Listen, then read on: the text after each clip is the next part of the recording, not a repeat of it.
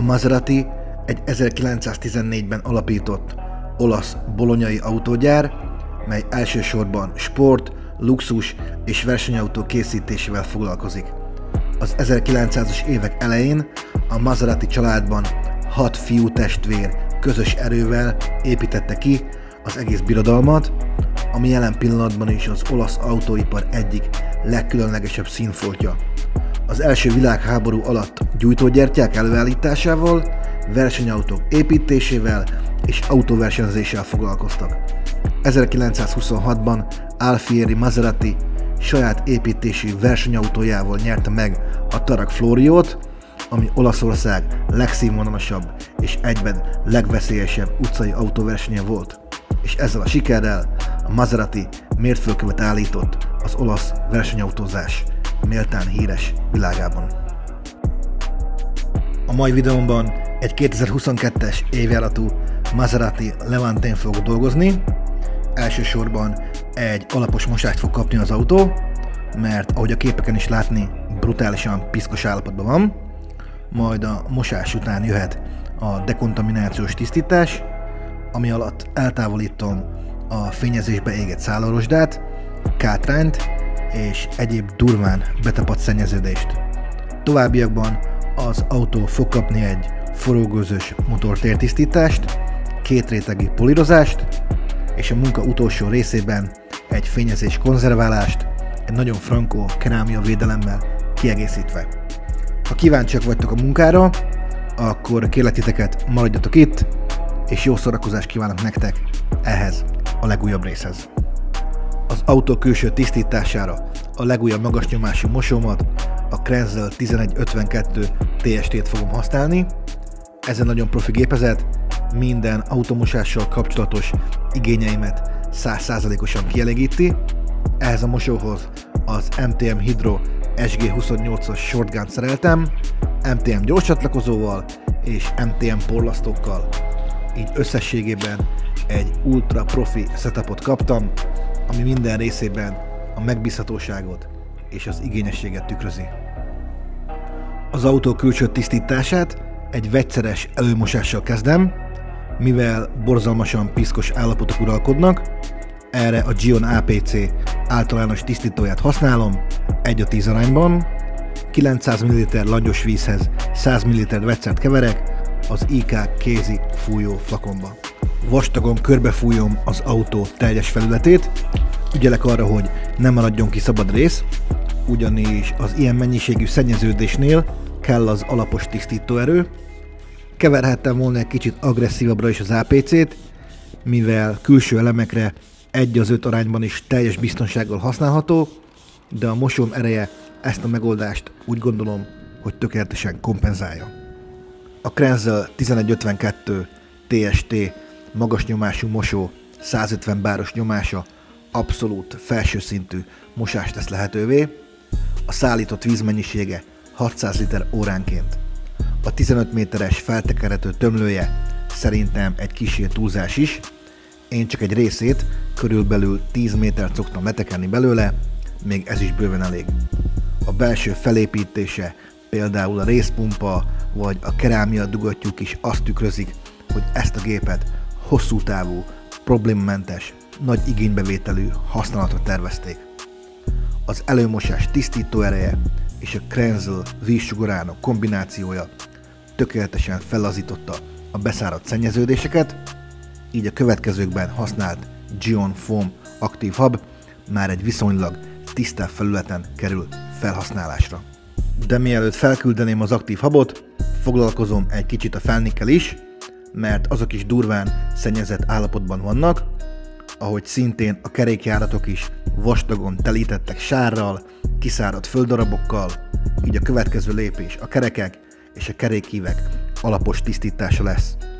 A felnik alá bepattintom az ADBL Snake Charmer tömlővezetőt, ennek a kis kiegészítőnek köszönhetően a mosás során nem akad be a tömlő a gumiabroncs alá, szépen megvezeti az autó körül és megvédi az amúgy sem olcsó mosócsövet a kidörzsöléstől és az elkopástól. A kerékjáratok és a gumiabroncsok tisztítására szintén a Gion APC-t keverem be 1:10 arányban az IK Foam Pro kézi habosítóba, amit be is készítek a többi felnitisztító kiegészítő mellé. Előkészítem a mosóvödröket, egyet a felni és egyet a karosszéria mosáshoz. A felnis vödröt feltöltöm vízzel, egyenesen a shotgunon keresztül. Ahogyan látjátok, kihúzott porlasztóval megfelelő mennyiségű víz folyik át a mosóból. Ez számomra tökéletesen ideális a vödrök és a habosító flakonok feltöltéséhez.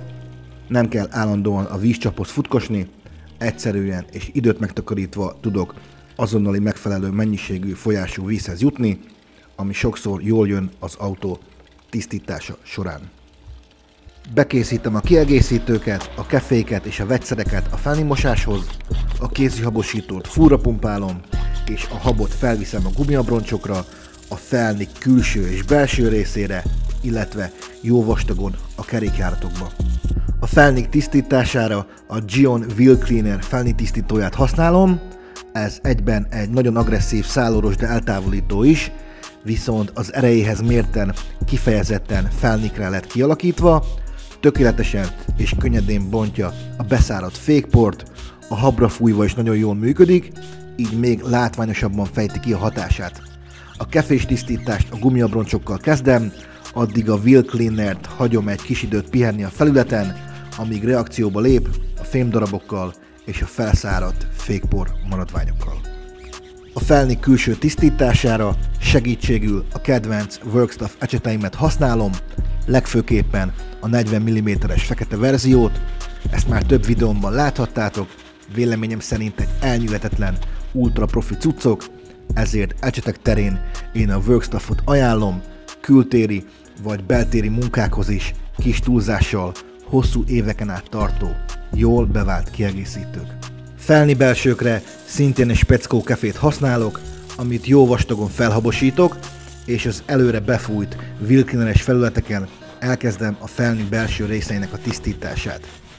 Ennek a fajta kefének a kialakítása lehetővé teszi, hogy a szűkebb részeket is megfelelően meg tudjuk tisztítani, a nagyobb féktárcsák esetében is probléma nélkül tudjuk használni, befér még a féknyereg mögé is, ahol már esetenként extrém szűk a hely, tehát egy kihagyhatatlan kellék a készletarzenálunkból. A kerékjáratok általában a legszennyezettebb részek közé tartoznak.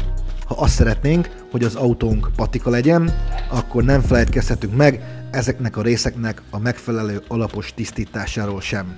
A felniket és a kerékjáratokat teljesen tisztára öblítem, úgy gondolom, hogy alapos munkát végeztem a kerekekkel, úgyhogy most jöhet az autó többi része. A második előmosás része az aktív habos mosás, amire a Gyeon Foam habot fogom használni. Ez a mosási fázis nagyon fontos része a karcmentes, sérülésmentes mosásnak, ugyanis ez a hab egy nagyon csúszós felületet biztosít a kesztyűs kontaktmosásnak, így a sérüléseket, a mosókarcokat minimalizálni tudjuk az érintéses mosásnál.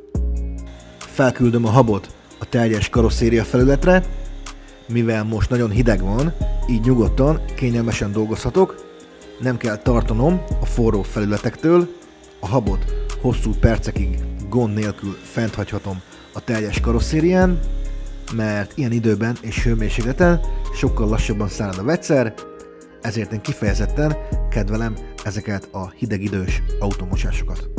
Az emblémák, különböző listák és a szűkebb, nehezebben hozzáférhető részeket egy extrém puha ecsettel külön megtakarítom, ugyanis sok esetben a mosókesztyűvel nem igazán férni ezekhez a részekhez olyan könnyen, mint egy ilyen puha ecsettel. Ez egy kis plusz a teljes összhanghoz, hogy az autónak minden része makulátlan legyen. A kesztyűs kontaktmosáshoz egy rendkívül koncentrált pH-semleges sampont, a Gyeon Batot használom, ami jelentős habzás, nagy hatékonyság és kiváló kenési tulajdonságok jellemzik, mely lehetővé teszi a mosókesztyű tökéletes csúszását, és nem utolsó sorban gyengéd a felvitt viaszokkal és védőbevonatokkal szemben. Normál kézi mosásra alkalmas, minden felületre teljesen biztonságos, és minimálisra csökkenti a mosás közbeni kisebb sérülések kockázatát.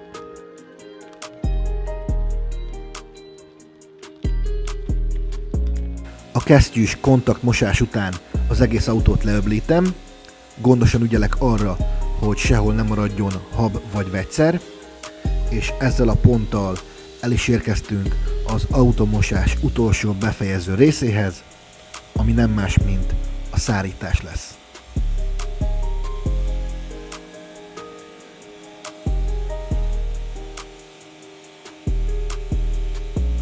Az autó teljes részét egy nagyméretű szárítókendővel áttörlöm, és bent a garázsban folytatom tovább a szárítást egy speciális szárítógéppel, amivel a résekből, a márkajelzések alól, a listák alól és különböző nehezebben hozzáférhető részekből ki tudom fújni a vizet, így ezzel a megoldással már nem fog a víz a polírozás alatt problémát okozni. Na srácok, én nagyon szépen köszönöm, hogy idáig kitartottatok, és hogy megnéztétek ezt a részt. A következő filmekben a vegyszeres, a forrógőzös motortértisztítást, a dekontaminációs tisztítást, a karosszéria polírozást és a kerámiavédelemmel történő zárást fogom nektek bemutatni. Ha nem szeretnétek róla lemaradni, akkor kérlek titeket, iratkozzatok fel a csatornámra. Ha szeretnétek hozzám eljönni polírozási vagy kerámia munkával kapcsolatban, vegyétek fel velem a kontaktot, www.provax.sk weboldalamon minden infót és elérhetőséget megtaláltok rólam és a munkáimmal kapcsolatban.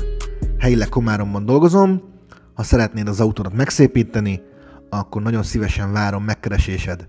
Én köszönöm szépen a figyelmet, találkozunk hamarosan, köszönöm még egyszer a megtekintéseket és a feliratkozásokat. Sziasztok!